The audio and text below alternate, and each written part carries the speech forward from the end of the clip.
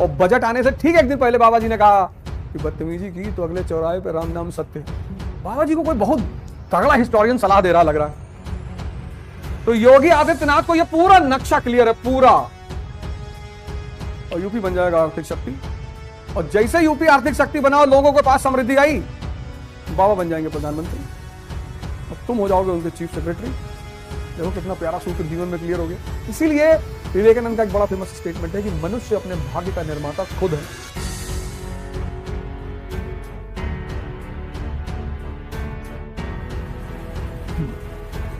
जय Hind friends. UP में अगर तुम कल आईएएस बन गया और बाबा जी ने तुमसे पूछा कि बिटिया बताओ कैसे आर्थिक समृद्धि आएगी, कल बजट आया ना, देखो इंफ्रास्ट्रक्चर पे सबसे ज्यादा ध्यान है कल के बजट में। कल का तुमने बजट देखा? 4000 मेगावाट सोलर प्लांट्स लगाए जाएंगे, 31,500 मेगावाट की अतिरिक्त बिजली का उत्पादन किया जाएगा। इंफ्रास्ट्रक्चर ही तो है energy. Agra metro, Mathura metro. तुम कहां बजट देखते हो? तुमको टाइम है नहीं बजट देखने का।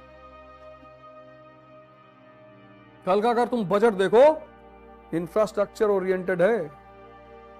और किसी राज्य में आर्थिक विकास के दो स्तंभ होते हैं, एक इंफ्रास्ट्रक्चर, दूसरा लॉ एंड ऑर्डर। और बजट आने से ठीक एक दिन पहले बाबा जी ने कहा कि बदतमीजी की तो अगले चौराहे पे राम नाम सत्य। बाबा जी को कोई बहुत तगड़ा हिस्टोरियन सलाह दे रहा लग रहा है। नहीं, हमारी तो बात ही नहीं होती, हमारी तो मुलाकात ही नहीं, हमसे तो मतलब ही नहीं है, लेकिन कोई बता रहा है क्योंकि बाबा जी अब जापान के रास्ते पे चल रहे हैं, यूएई के रास्ते पे चल रहे हैं। एकदम यही सिद्धांति है। इंफ्रास्ट्रक्चर, लॉ एंड ऑर्डर कर दो, निवेशक अपने आप आ जाएगा। क्योंकि लॉ क्यों आ जाएगा निवेशक यूपी में? लेबर सस्ता है, पॉपुलेशन ज्यादा है। योगी आदित्यनाथ जो काम कर रहे हैं, इंफ्रास्ट्रक्चर बना रहे हैं। अब तुम देखो योगी आदित्यनाथ जी का विजन, अब वो इंफ्रास्ट्रक्चर बना रहे हैं योगी आदित्यनाथ जी। कल का पूरा बजट इंफ्रास्ट्रक्चर पर टिका हुआ है। तो इंफ्रास्ट्रक्चर बना रहे हैं और बोले बदतमीजी करो तो राम नाम सत्य करा देंगे, यानी लॉ एंड ऑर्डर।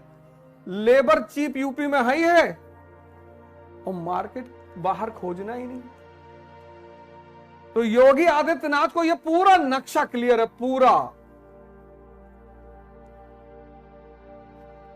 और यूपी बन जाएगा आर्थिक शक्ति। और जैसे यूपी आर्थिक शक्ति बनाओ, लोगों के पास समृद्धि आई, बाबा बन जाएंगे प्रधानमंत्री।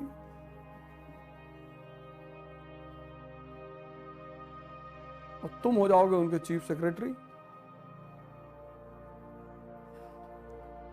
भागो मत पढ़ाई से।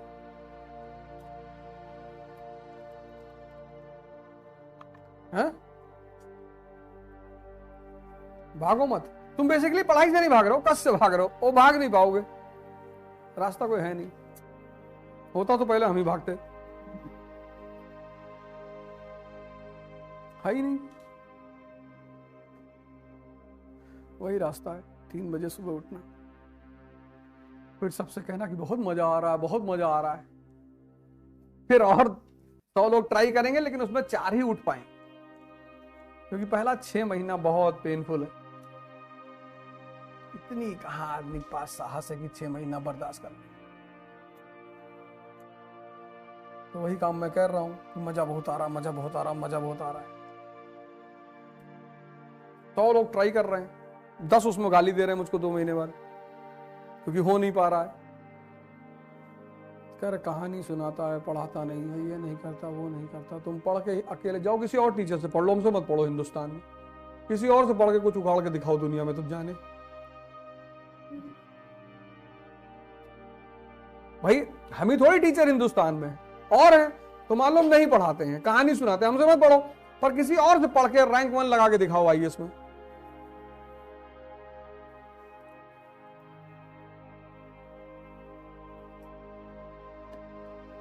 तो सूत्र तो मेरे ही पास है।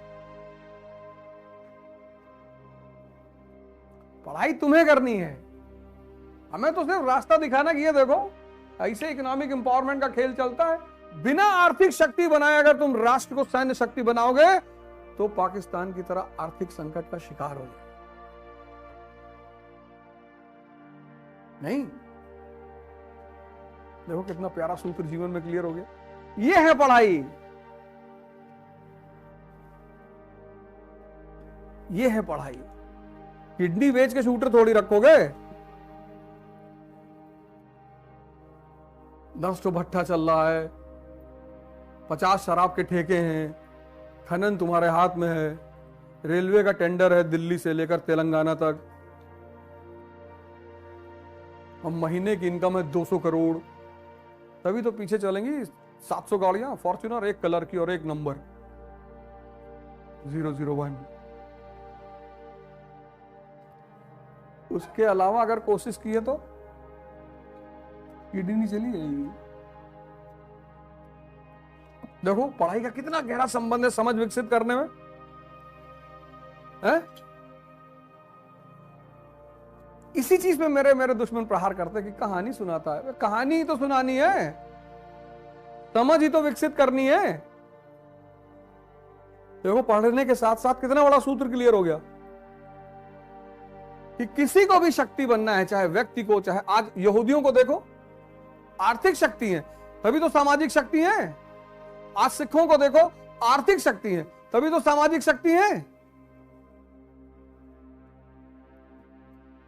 हिंदू और मुसलमान ईएमआई पे मोबाइल ले आए,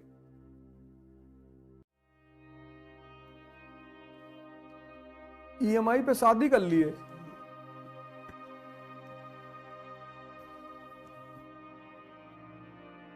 अरे टेंशन में है। सरदार तो नहीं है, यहूदी तो नहीं है, क्योंकि सिद्धांत क्लियर है उसको कि सबसे पहला काम करना है आर्थिक शक्ति बनना है। दिमाग तो अगर तुम सृजन में लगा दो,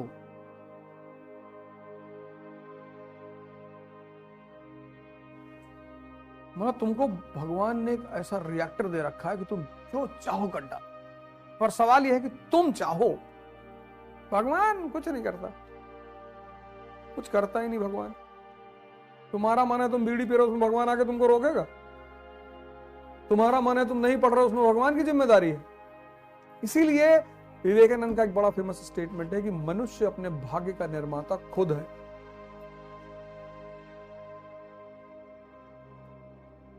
मन तुम्हारे दिया, हाँ अगर तुमको पागल कर रखा है कि तुम नंगे टहल लो बाहर, फिर तो समाधान ही नहीं, फिर तो कोई समाधान ही नहीं। तुम्हारा मन, तुम्हारा जो तुमसे 14 घंटा कह रहा सो, 14 घंटा तुमसे 6-6, 7-7 घंटा मोबाइल चलवा दे रहा है और तुम कह रहे हो मैं परेशान हूं, अपने वजह से ही तो हो। इसमें कोई दूसरा क्या करेगा बताओ? कोई दूसरा कुछ कर सकता है? खुद 6 घंटा मोबाइल चला रहे हो, 14 घंटा सो रहे हो,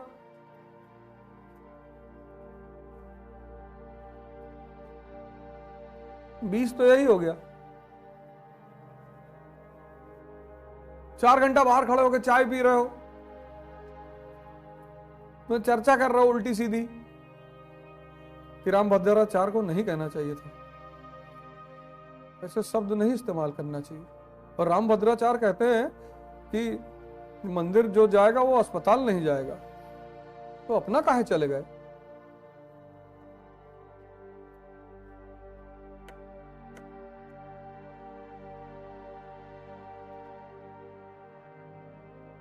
बिना फायदे की सांस भी मत लिया करो। अगर तुमको लगे कि फायदा नहीं हो रहा सांस लेने से तो रोक लो।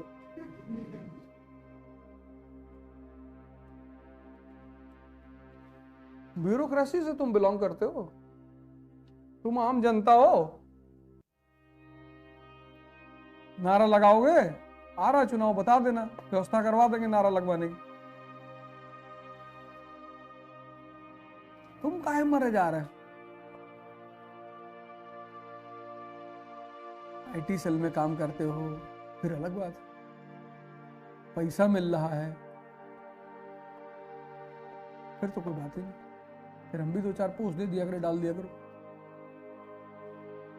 और हमारे भी आईटी सेल ज्वाइन कर लो। राजा बनोगे बिना दुनिया से कटे।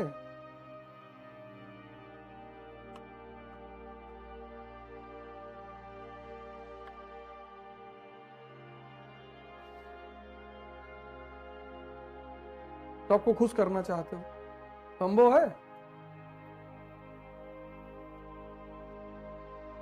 हमसे कोई खुश नहीं है, लेकिन नाराज भी नहीं है।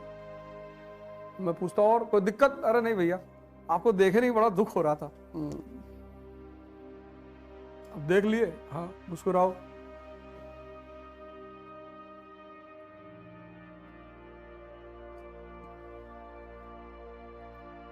कल लखनऊ में खाना खिलाने के लिए दो मेरे दोस्त ने झगड़ा कर लिया, ये अब हमारे यहाँ खाना खाएंगे।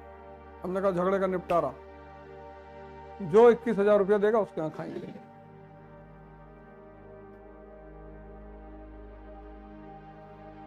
दोनों लोग हंसने लगे, हम कहीं खाना खाने नहीं गए। यही तो सॉल्यूशन था। नहीं देखा तू ज्यादा मानो तो ओकरे घर जेबो, हम कोई नहीं मानी थे। आज देखे गए तू केका ज्यादा माना था। जब हम भटक रहे थे दिल्ली की सड़कों पे, तब तो कोई नहीं आया खाना खिलाने। खाना पूछ रहे हो, मत बुला करो घर, ज्यादा संपत्ति देख लेंगे, लुट जाएगी। अरे बेचारे रिक्शा वाले बेचारे रात में खाना नहीं खा पाते, इन्हीं को खिला दो, हमको क्या खिला रहे हो? जब भूख लगी थी तब तो खिलाए नहीं।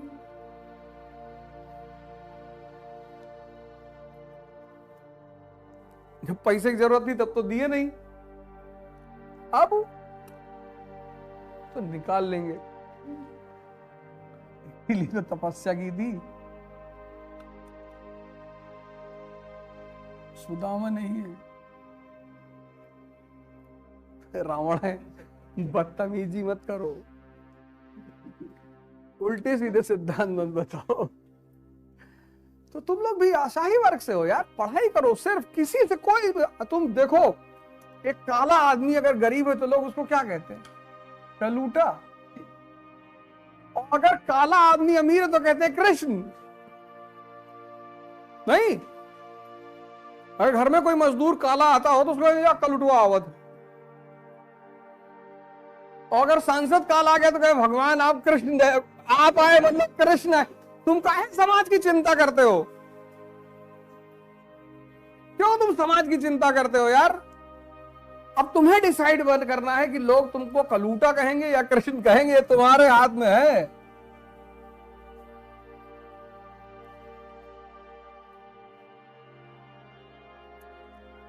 लड़की काली डीएम हो गई, बोले काली माई। पहले तो कहेंगे नहीं, हालांकि काली माई भी भगवान ही नहीं। और जो दूसरे बर्तन जो घरों में मांजती है, अगर वो बेचारी काली तो आएगी कलुटिया। अरे ये सब तुम लोग के सामने नहीं घटता, तुम गौर नहीं करते।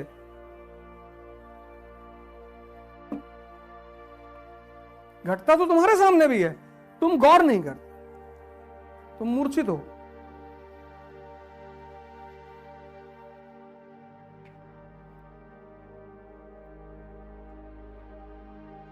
सिंपल। फर्जी में क्रीम लगाए जा रहे हो तो मतलब ही नहीं। एक लाइफ बॉय ले लो, साल भर चलाओ। साबुन ऐसा कि घिसता ही नहीं है, उस साबुन की खास बात यही है। लाइफ बॉय है, जहां तंदुरुस्ती है वहां, क्योंकि वो घिसता ही नहीं। वो मजबूत साबुन है, जितना रगड़ोगे नसें मजबूत हो जाएंगी। तो फिर उसी को कहते हैं लाइफ बॉय है, जहां तंदुरुस्ती है वहां।